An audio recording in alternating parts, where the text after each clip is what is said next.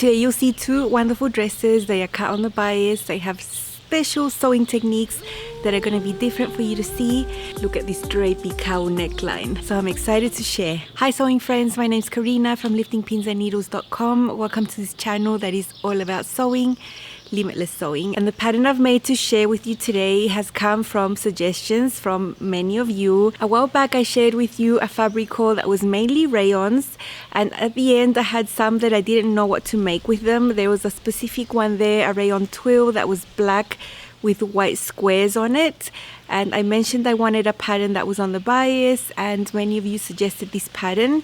Unfortunately, when I printed out my pattern, it didn't fit into that fabric because I only had 1.5 meters. So it is there. I will still use it on something on the bias for sure, but I used that pattern recommendation and made dresses with other fabrics instead. I'm talking about the Sicily dress from Patterns by Masin. Now, this pattern was released around August and it's been hugely popular. I've seen so many people make it. And I've always seen the version that has the skinny straps. Lovely cowl feature here on the front neckline, but I thought that was the dress, basically. Not going into the website and looking at the details. I didn't know it had an option with more coverage. If I had seen that version with more coverage made on people, I would have gone and got that pattern straight away because that really appeals to me. The skinny straps, well, not that much, and you have to rework the pattern so much to get it to fit. I mean, not to get it to fit, but the way that I want it to cover my body, This dress has two views on it. I'll put line out here. View A has a really skinny straps with a low cowl neckline. It's all cut on the bias and it hits midi length.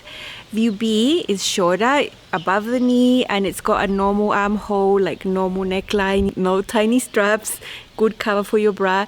Has that same low cowl neckline. It's got a silhouette that from the waist out, it flares out like an A-line skirt, but because it's cut fully on the bias, you have a beautiful drape. So that is basically in a nutshell what these dresses are. Inside they have facings. The front pieces have an extended piece on the top. It's like really long, and you fold that in to form like an integrated facing on the top, and that's what makes the cowl there super pretty without having a seam there. On the back, however, you do have a facing for both views. It just depends the shape and the size. The one with the tiny straps will have a smaller facing. It is for woven fabrics. It's not for knit fabrics. They need to be lightweight wovens that drape really nicely, so I would go against like a double gauze or a cotton, even a linen. I would not make this with a linen. Maybe I would for sure make this with a rayon linen blend, a blend that has more rayon in it than linen. But basically the fabrics recommended are satin type weaves, be it poly, be it rayon, be it silk satin, any of that type of weave. And then crepe, the same. Crepe is a type of weave of fabric. It's not a fiber as such. So it could be poly, it could be silk, it could be rayon crepe, that sort of thing. And then you have your rayons, your typical rayons, and you have your silks as well. I do have quite a nice collection of woven fabrics that I love to sew with. These are my favorite types of fabrics to work with. The only issue was the fabric consumption. You need a lot of fabric, so I had to find a piece where I had 2.5 meters to see if I could get my dress out of it. So that was the only but, because most of my cuts are less, 1.5 meters. The sizing for this brand are those types of sizings that go out of the norm. So it's not with numbers, it's with letters, A through J. Whenever I see a pattern with that type of sizing, it really throws me off because I really have to look at the numbers and really focus instead of just shifting my eyes towards the numbers that I usually am accustomed to. But I think it's good because you do have to look. I think it's good. Just pay attention, look at the letters, choose your size. I chose a size F to sew for myself. On the size chart everywhere, you won't find finished garment measurements. You only find the finished measurements for the waist. I would have loved to have the finished measurements for the hips instead of for the waist. So I just chose my size and decided to go for it. I did not make a muslin. I just went for it and chose a really nice lightweight crepe that has stripes. And so when you do it on the bias, the stripes will end up looking diagonal, and I like that. I'd mentioned before that view A was midi length, view B was above the knee. I also know from the pattern that it's drafted for 5'6" and I'm taller, so I thought that adding 3 inches was all I needed. When you add length to this pattern, it's done at the hem. You don't have a shorten and lengthen line or anything like that. You just add to the hem. When you add to the hem, it ends up flaring out a tiny little bit on the sides, but that's fine because you're working with extended fabric and you have plenty of fabric to go across anyway. In the pattern instructions, when it mentions basic things that you have to do, it mentions them for both versions. One of the very first steps before you even do anything, after you cut out your fabric very carefully, is stay stitch around every single edge, quite close to the edge of the fabric at 1/8 of an inch, and that'll help it keep from stretching, although it's really hard not to get it to stretch a little bit, but it'll help a lot to keep the shape there. You have everything on the bias here, necklines, armholes, you know, you don't want the dress to deform. So please don't skip that, that's really important. Sewing construction will be different for view A than for view B. It does mention there that view B is harder. I think both have their difficulty level, not because the pattern pieces are hard or because the sewing is hard, it's just because they're on the bias. That in itself makes it fiddly and a bit, you know, you just have to be careful, but not that it's hard. The reason the pattern instructions mention that view B is harder is because it's got an all-in-one facing. It uses a burrito method to do that clean sleeveless finish here, where you have both the neckline and the armholes enclosed within the facing. I have shown this method many times before. Once you learn how to do it, it's not hard at all. You just bang, bang, bang, really do it. And if you like it, you just look for patterns that use that technique and practice it a lot until it's sort of ingrained in your system. Then you won't consider it hard at all. But I can see where the designer's coming from in naming that technique a little bit fiddly, and yeah, it could be if you've never done it before, but if you've practiced and done it a few times, then it's not hard to do. As with everything in sewing, you know. In Up Close and So Personal, I'm going to show you how I'm cutting this, different to how I usually cut. A little bit painful on the back. I'm going to show you something about the way the grain line needs to be placed on these patterns that is just not that straightforward. And then I'm going to show you a lot of the sewing, just, you know, how this neckline comes to be, how you finish the armholes with the all-in-one facing. I'm going to show you all that. The type of sewing you'll see today will be different, just very interesting, not what you see all the time. So I hope you enjoy it. Let's hop into there.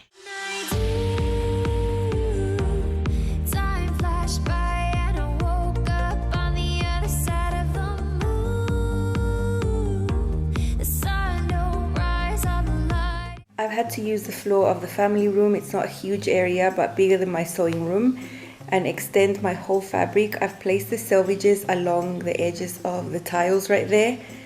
That's how I know it's straight, and on the tile up the top it's the same. So I know it's okay, it's the best that I can. It's really slippery fabric. And I'm going to go ahead and place the pattern pieces now. Okay, so you can see pattern pieces here placed on the bias. That weird looking piece there on the top is the front. That's because it's got a large section that is folded inside, and that's how the front neckline is finished. That is the front, and this is the back.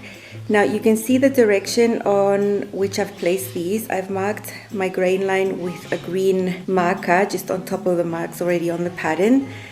So the bias is that way. You can see the pieces are on the bias, but that line there is actually the grain line of the fabric. So I'm going to measure from there to the selvage to make sure that the piece is actually on the bias. Now you can see that neckline pointing towards that corner over there, and then this neckline is pointing towards the other side. That's what you need to do when you cut bias pieces, so that the garment doesn't end up twisting on you when you wear it.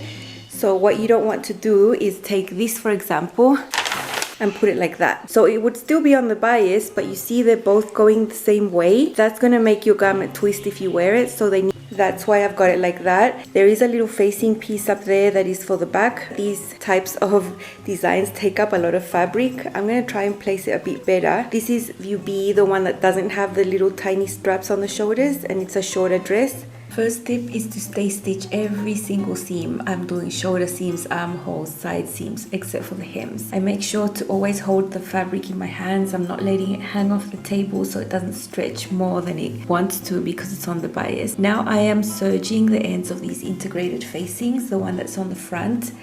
And then there's a back facing that also needs to be serged, then that's folded up, and I'm sewing that down at 1/4 inch.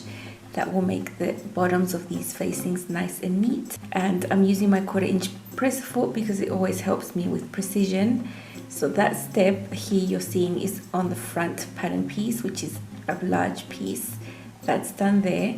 And now we have the back facing that needs the same done. It's been serged, just fold it up and sew it. Here are the pieces on the floor. That is the front, that is the back, that is the back facing. Everything's been stay stitched. That end was finished and that end was finished, so both ends of the facings are done. What I have together is the back piece and the back facing, right sides together. You can see them there. There are the armholes, shoulders and the neckline. There are notches to match center back, matching the center back. There's another one there, so it's very easy to match up. You can see all the stay stitching I've done everywhere, so it looks a little bit messy. I'm going to sew that neckline and then understitch the facing so that it's not going to flip out to the outside.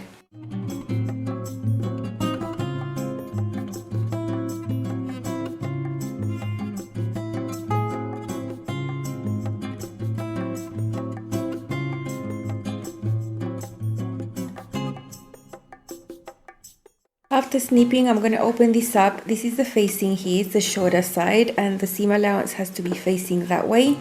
Look, I know understitching is done from this side, but I can't fathom have a stitch that's going to be visible, not done on the visible side, so that's why I do this. You can see the seam allowance under there, this way.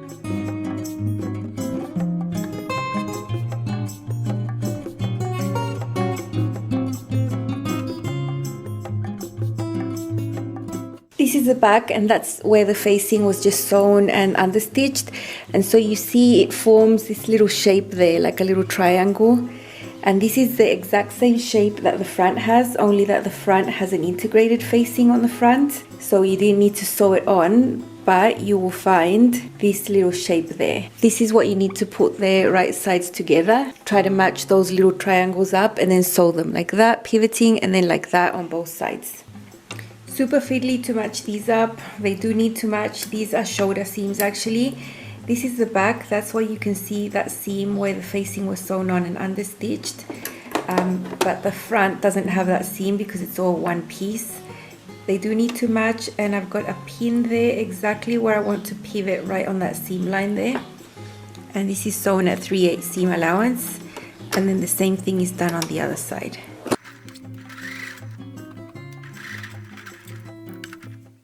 Hand crank a little bit to make sure it's exactly on that seam where I'm going to pivot.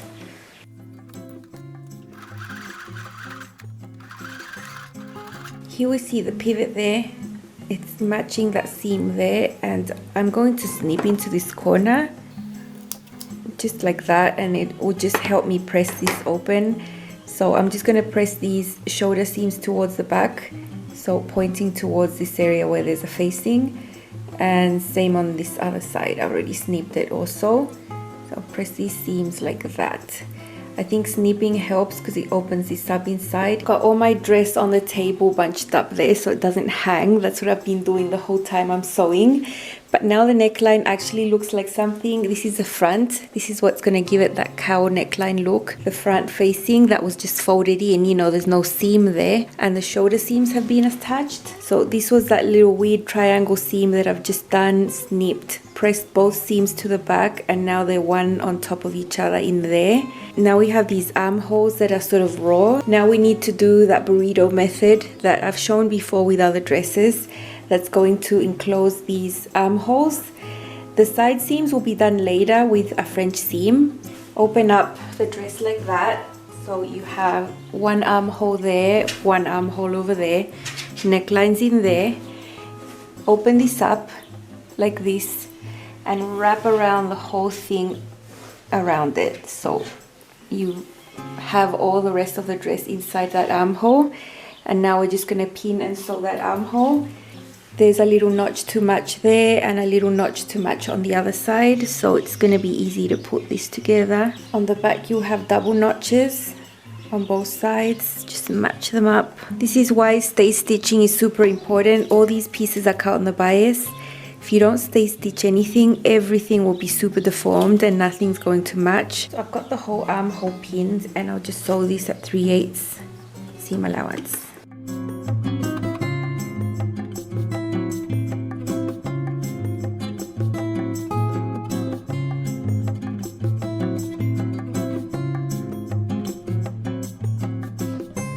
armhole is curved, so some snipping is never bad.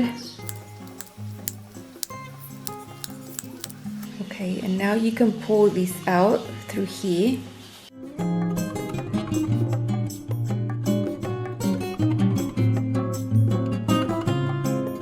Everything that was in there has come out. We can see a closed neckline and a closed armhole on this side. What we want is to understitch as much as we can this armhole. You can't get up to the very tip here because it's just not enough space. But as much as you can, we want to understitch this seam allowance towards the inside, towards the facing bit there, so that this stays inside. So I'm gonna do it as much as I can. When I do this on these armholes, I do it in 2 sections. So from the shoulder seam down, and then I switch, and then I go from here to the other side. Seam allowance is going this way underneath.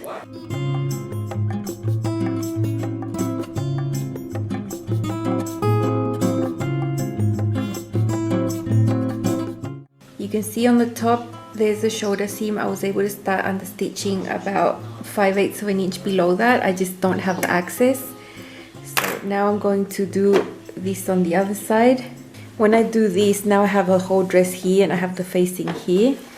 So the seam allowance needs to go this way now. I'm always touching, making sure I have a single layer and I don't have anything from the other side tucked under there.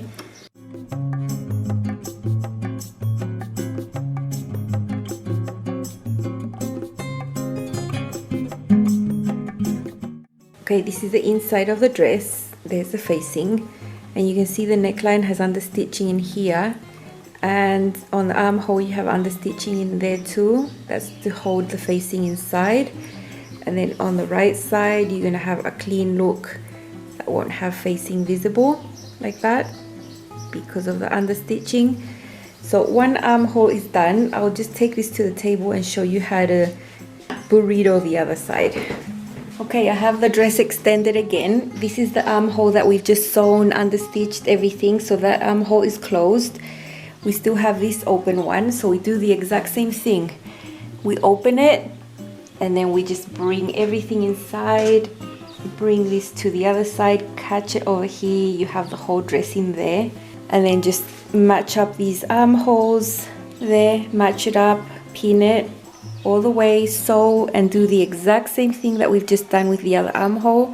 First you'll sew it, then you'll snip, then you'll flip it, and then you understitch just like we did now, and then all this top bit is done. Both armholes are finished. We're looking at the wrong side of the dress up, so this is where I've just done understitching on both of them.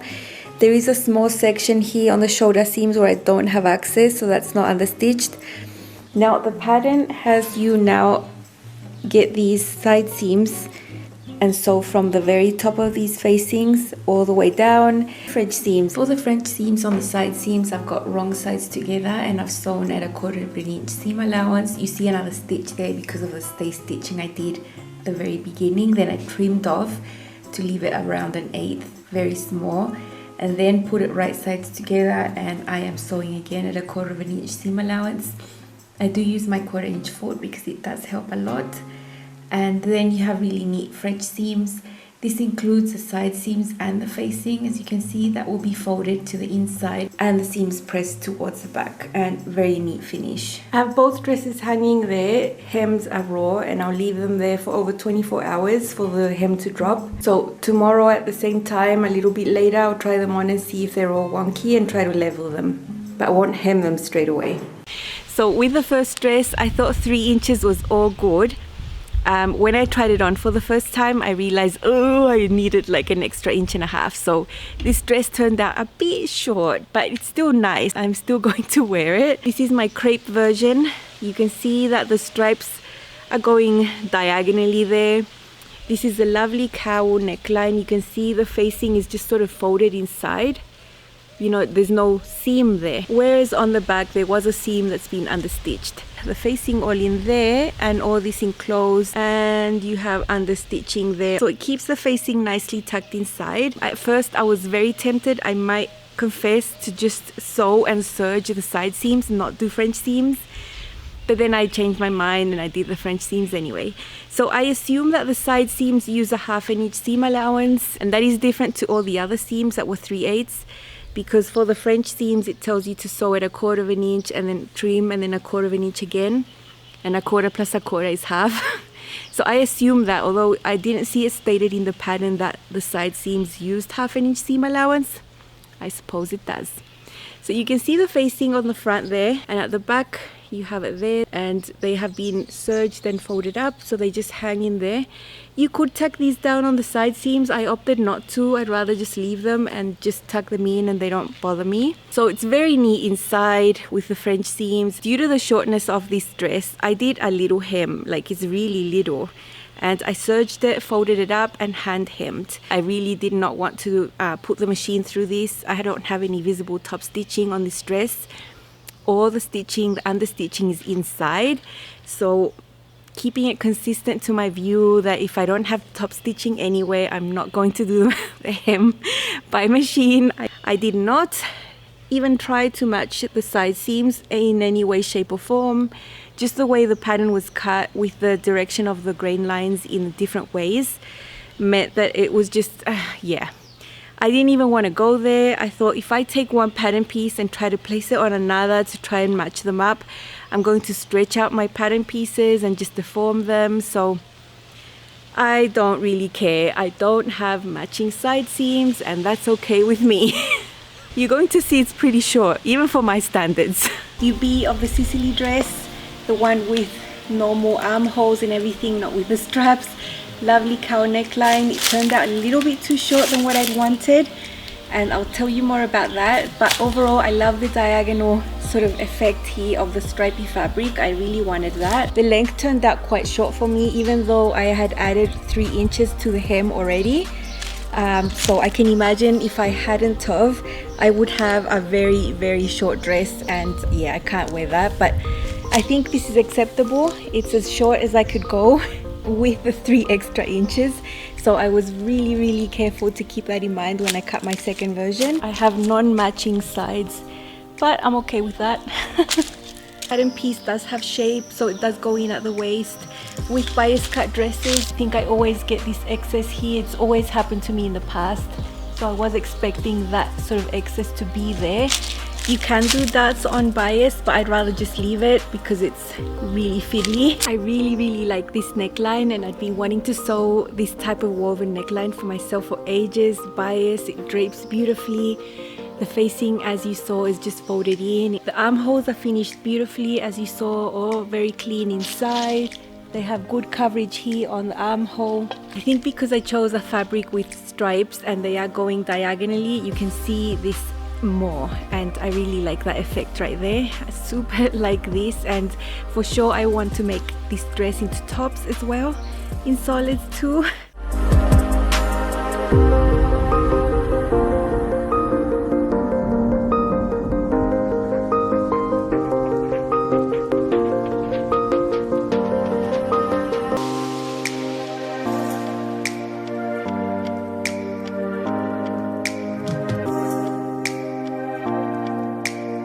I super love this. I just want it a tad longer. If I get super self-conscious about how short this dress turned out to be, I have a black wood cardigan that I made maybe a year ago that's sleeveless, and that is longer, so I'll just get it and show you. This is a black wood cardigan I made out of Ponte Roma, and I made lace details, and this has quite an open silhouette. It's designed like that. The black wood is not supposed to hit the center, so I think it's good because it still lets the cowl neckline shine. And this black wood is longer, as you can see there, so from the back, my dress, you won't see my legs that much on the back.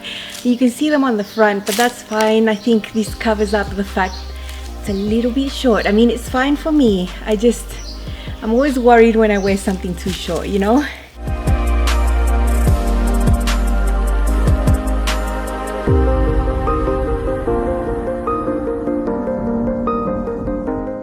I always have the option of wearing that black wood cardigan on top because it'll cover lots of the shortness from the back view at least. And then from the front, you'll see the cardigan and the short skirt underneath. That's fine. So So I think that is sort of one of the ways I will style this if I'm feeling a little bit self-conscious, depending on the place that I'm wearing this dress to. Probably for church, I would put that black wood cardigan on. It's a little bit too short for church. But if I just wore it to the mall, I'd just probably wear it short because this fabric is super lightweight. I cannot wear this just with my undergarments underneath. No, I need a slip. I am wearing a beige colored slip underneath. That also contributes to the dress looking shorter because the slip creates extra volume for me on top of my body, so that makes the dress go up higher when the bias stretches across like that. So I should have considered all those things, but hey, I thought 3 inches was plenty, and it definitely wasn't. When I set out to cut my black version, knowing my short experience with the crepe version, I went all in and added 5 inches to this next one just to be sure. I thought, you know, if it's too long, I can just trim away. So I cut it out and sewed it just the same.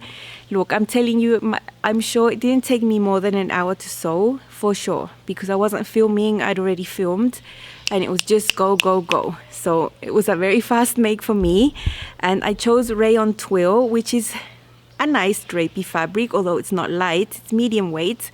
I think it's still very appropriate because it drapes beautifully, and because it's a medium weight fabric, I can wear it without a slip, which is a win. So this is my rayon version. Black is difficult to see, but you can see the lovely drapey cowl neckline here. Same armholes, same size, same everything. It's just that this one's longer and it actually hits above my knee. Now I'll show you inside. I did 2 different things inside for this one just because of the weight of the fabric. The ends of the facing, I just serged them and left them. So I didn't fold them up and sew them down like I did with the crepe version. I could just see that being bulky because the fabric is heavier weight. I mean, it's a medium weight. So they just serged. They're very neat. I mean, it's not ugly or anything, but they're just serged and they're just falling there. Not folded up. Also, the side seams, no French seams, thank you very much. Just regular seams with a serged edge. And French seams are for lightweight fabrics. Don't do French seams on denim or linen and stuff like that. It's just not good because it's so bulky. So for sure, I was never planning to do French seams on this rayon twill. And the look outside is the same. It's still very nice and neat inside with the serged edges. So if you want to stray from fabric recommendations, just try and think about different ways you want to finish things inside. And you don't need to actually follow the pattern instructions all the time, you know. When I let this one hang and I tried it on, I thought, yeah, 5 inches was a bit much. It's too long now. So I trimmed 1/2 inch away, added 4.5 inches in the end. And then I was able to do a more decent hem allowance, 1/2 inch, because the crepe one was a tiny hem allowance. It's 1/2 inch deep and it's been serged, folded up and hand sewn. It's very neat. This will be a staple, you know. I love having little black dresses. I'm trying to make one in every single style. Neat, casual, dressy, all the styles of black dresses because I like them. And now I have a bias cut one with a lovely cowl neckline. I love it. So let's see this one. This is my black version. I made it after making the short version. So in this case, I lengthened it 4.5 inches instead of 3, and I think that is the right amount for me. I've managed to do a 1/2 inch hem allowance with this one, and it hits right above the knee where I like it. The other one was a tad short, so I'm very happy with that. Because the length is at the hem, it turns out a little bit wider at the bottom than the original. I think 4.5 is substantial to add to a pattern, but that's what I need.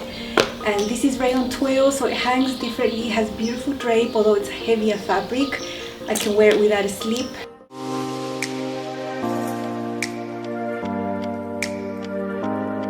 This one also, when I let it hang, I had to trim off from the front because the back was shorter, but the hem didn't distort as much as other skirts would. It wasn't that much at all. I think with this one you can see the shape of the dress better than you could in the print. I really like it. I feel really good in a style like this. Same as the other one. I love this neckline. It's so nice. I love the drape of it. I don't think it creates that much bulk. I've always thought that having a larger bust, this doesn't really suit me, but I love the look of it and I like how it looks on me, so I'm very happy with that.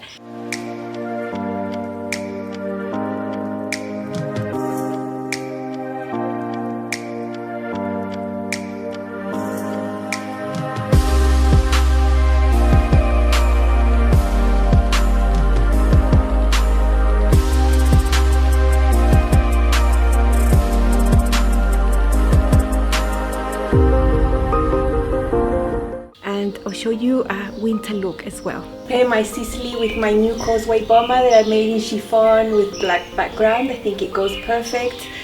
You know, it's black, so it's gonna go with a black dress. And it's a really simple dress that can go underneath. It's not bulky, it doesn't have a full skirt. I like the skirt of this dress for these types of jackets. And the boots makes it look like winter. I'll wear it like this next year in June. Love this look, I really like it. The Sicily hasn't got a really fitted hip, but it's not loose either because it's on the bias, it sort of follows you. So it doesn't create a lot of bulk underneath the bomber jacket. And the band of the causeway brings it in at the hip anyway. So I think it looks good. I would wear this like this in winter. This is totally okay for my winter because it's very mild. With my causeway bomber, I actually have the same lining as to what this dress is made out of, so they're touching each other. I don't think they stick to each other, but it's the same type of fabric. Look, this bomber doesn't have a really high neckline. If I just wear it open, I think you can still see this cowl neckline on the woven dress underneath. So I think I can wear them together. I would wear this like this tomorrow.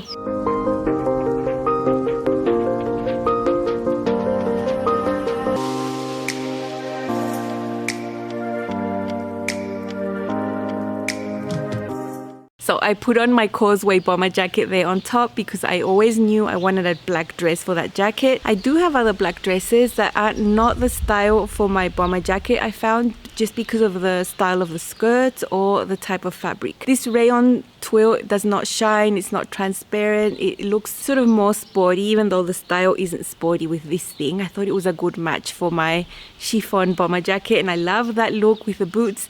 Can't wait to wear that next June when it's winter here. Full-blown spring here, dreary, gloomy days because the rainy season is here and the grass is gonna love it. This is where I film, right under this mango tree, and I hope you can see those mangoes. They look sort of purple. You can see them dangling there. I am so excited. These are gonna be so good. This is a relatively new pattern company. I really enjoyed this pattern. I thought everything was so correct, so well explained. You know, all the marks that have to be on a pattern are there. You have lots of notches on the sides to help you match up your dress. Gives you lots of tips. So I do recommend if you want to try something different, sewing on the bias is not a common thing. And as for view A, I will have to rework that pattern. I have widened the straps of my Crystal Cove cami from Itch to Stitch and also the Ogden cami from True Bias. So I have those pattern pieces there. I know that's the width that I like. So I would have to rework the width around here on the neckline. I know I want more coverage here, so I'd have to raise that too. It's just a little bit more of a process for me and I will eventually get to them because I love that cowl feature. I will make it eventually, just wait for it. Tell me what your experience has been with sewing garments designed to be cut on the bias. It is a little bit fiddly, a little bit tricky. You know, you have to take care of a lot of things while you're sewing. Don't let the fabric hang. There's a lot of things to consider to get a nice product that's not completely deformed. But the end result is always lovely. The drape is beautiful. If you have stripy fabric, it can look really striking when it's all diagonal like that. I really like it. Now, my issue with bias cut garments is the amount of fabric that you have to use because you have to extend your fabric and cut them like that, and it just ends up using so much fabric. So for a dress this style that I cut in a design that was on the straight of grain, I wouldn't use, look, tops, I would probably use 1.5 yards tops. But then for this, I find myself using almost 3 yards. So it is something to consider. It is something important for me. Do I want to spend more resources on more fabric for a garment cut on the bias all the time? Probably not. But for special things, I would. I would plan for these projects. I would have to actually buy the amount of fabric to have it there because in this case I didn't have many options in my stash at all. I know that fabric consumption is a non-issue for a lot of people, but it is a huge issue for me. I have a mind block that anything taking over 2 meters is like, oh, I'm breaking into hives almost. But it is worth it. This took over 2 meters, but it's beautiful and I love it. Not that I'll be making bias cut things every week. because of that reason, not because of the sewing. You'll find the link to this pattern in the description box. It's not an affiliate link, it's a direct link to the website. And if you liked it, you know, you can go ahead and support up and coming Australian designer. I think she's done a really good job with this pattern. And that is all from me. I will see you again very soon. I'm planning at least 3 or 4 videos this week. I'm sort of already in the midst of them. So I will see you very soon. Bye and happy sewing.